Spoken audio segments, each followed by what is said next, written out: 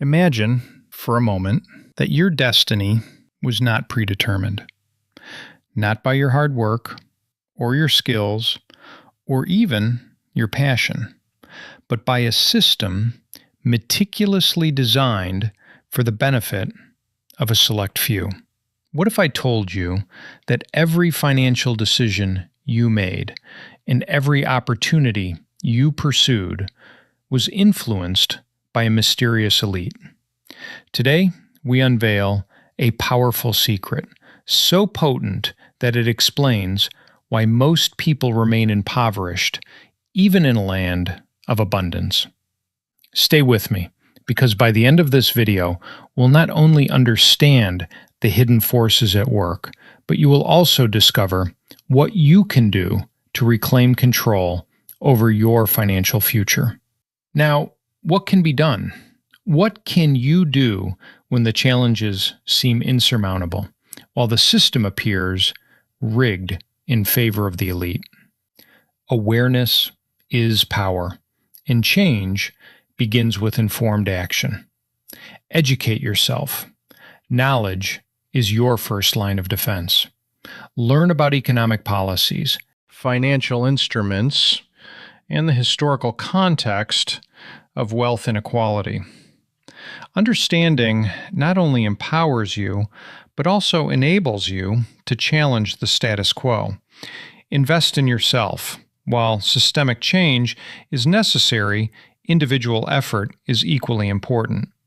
Focus on acquiring new skills, on broadening your knowledge, and exploring alternative ways to generate income, whether through entrepreneurship, side ventures, or investing in your education.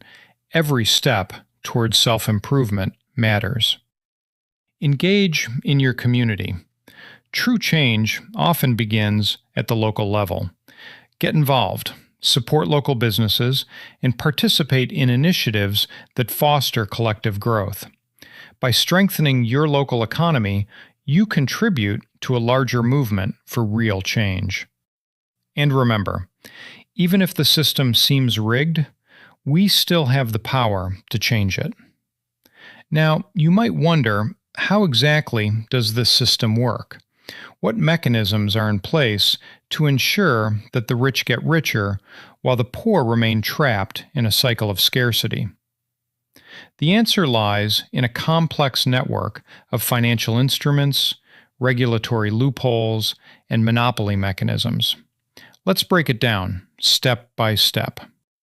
The wealthy use financial leverage and advanced investment tools like hedge funds, derivatives, and private equity to multiply their wealth. These tools allow them to control massive amounts of money while exposing themselves to minimal risk. When the market rises, their wealth explodes, while ordinary people see only small increases in income. Then comes the gap between education and opportunity. Wealth creates access.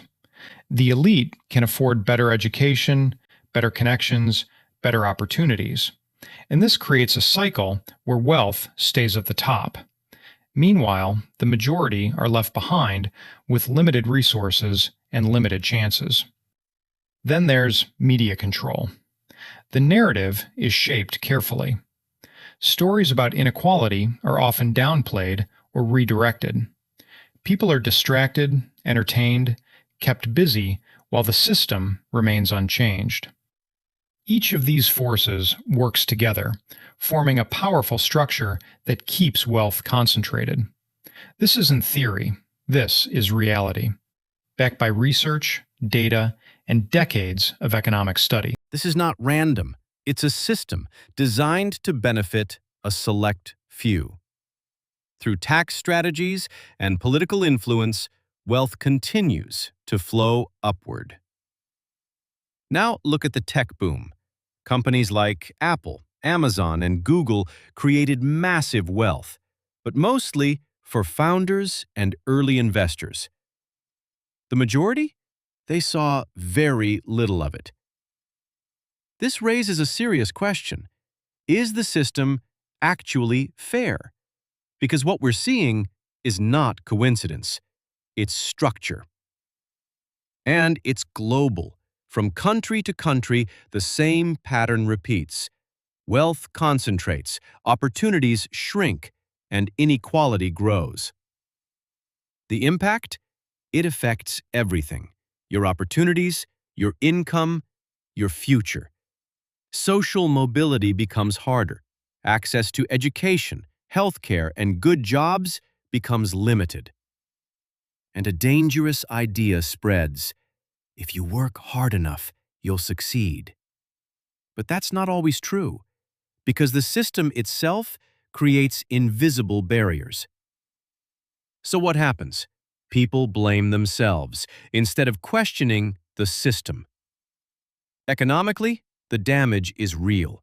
When wealth is concentrated, growth slows, innovation declines, and instability increases. Because a healthy economy needs balance, not extreme inequality. And the impact goes far beyond money. It shapes our society, our communities, and our future.